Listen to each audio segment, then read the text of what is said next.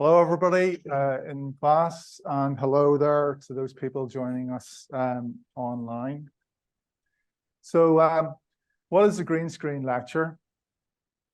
Simply put, it's putting you, the academic, into the content, whereby we bring body language, emotion, signaling in relation to the content, which is good for face-to-face and online students in terms of cognitive learning. I'll talk a bit more about that in a moment. In this particular example, you see Scott Sulway. He's an academic from School of Chemistry. And what he's doing here is he's having a live conversation with his students in the class, and they're directing him to physically move around a periodic table in relation to the questions. So I was there, I observed how engaged the students were with having that influence on his positioning. In other words, embodied communication introduces active learning to the next level, which is very good. What parts of that spectrum might be useful? Up to 10, okay. So roughly where might you cut that data? It can make me go left and right.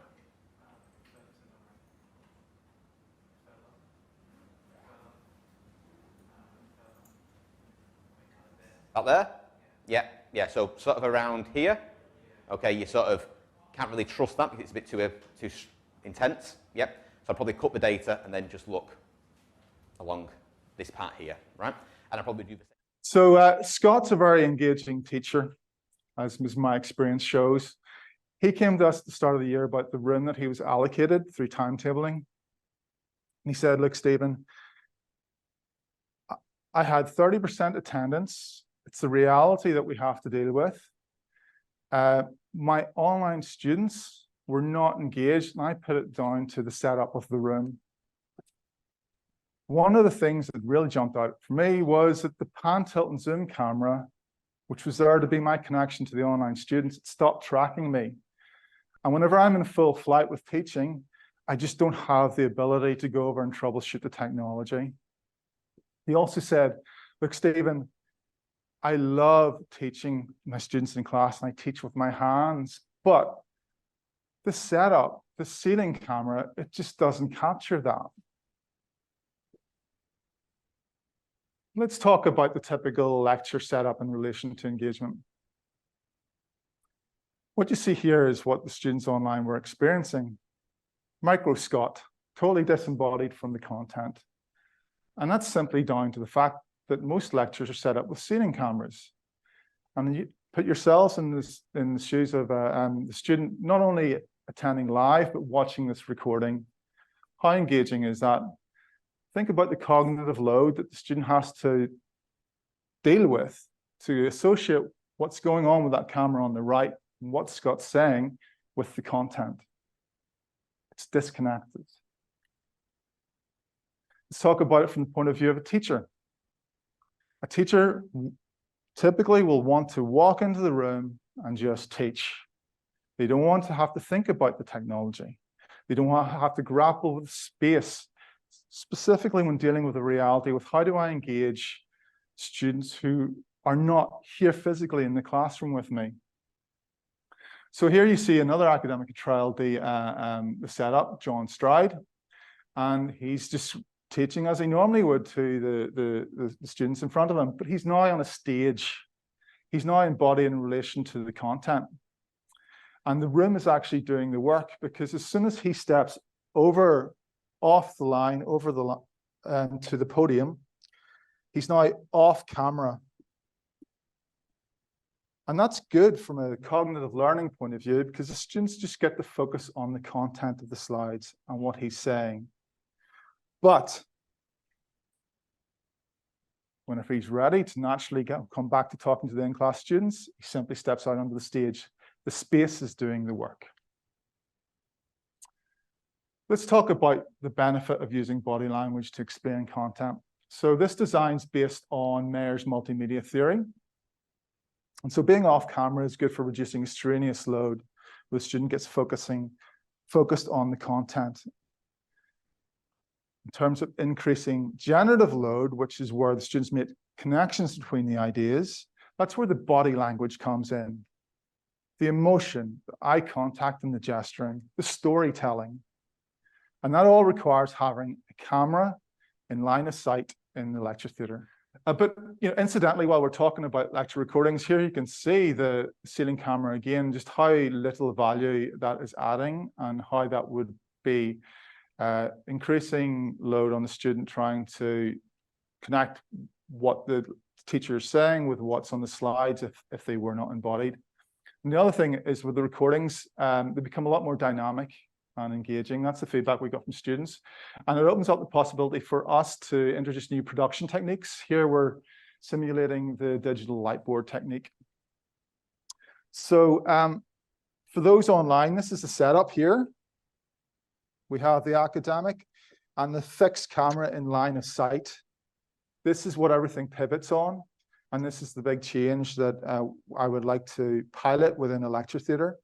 We also had a what's known as a confidence monitor to locate the academic in relation to the content. But this is why observation in the wild is so useful. And we noticed the academic was actually positioning himself based on lecture theatre screen 1, not the confidence monitor in front of him. So in today's setup, we've removed that.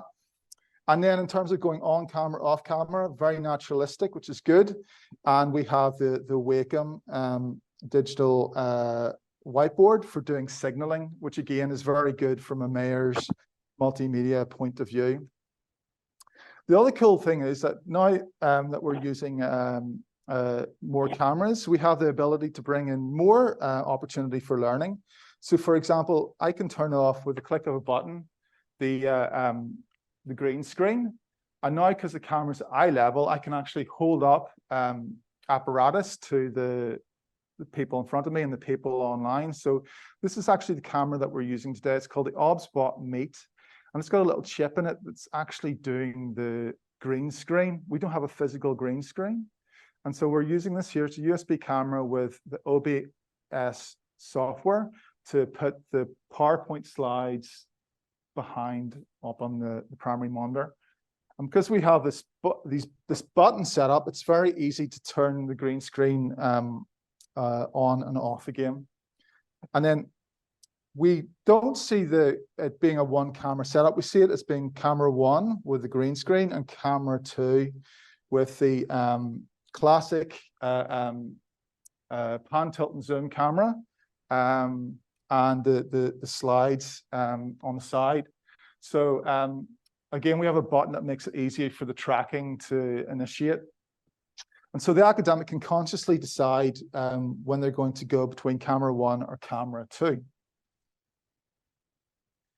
So 2 minutes. I've already said that physical gestures and pointing were really good. My findings are there at that URL, tinyurl.com/green screen lecture, just there. The reception among students was really good. They gave it 3.85 out of 5. That's 15 students out of the 40 who answer our survey at the end for increasing their engagement and connection to the academic, which is what Scott wanted. Best of all, the my experience distance reconfirmed it. Some quotes, students said it made it more interactive, more fun having the embodied communication, keep using it. John Stride was especially pleased because he got called top tier. And my favorite quote, which sums up everything, I love the new tech thingy in the workshop. John Stride's feedback, but he gave it 4 out of 5, potentially 5. But, is it a cost that's worth paying for better overall appreciation of the content? That is both for those students who are here and then get to watch it for a second, third, fourth time, or even for those who aren't here. So yeah, it's an extra imposition,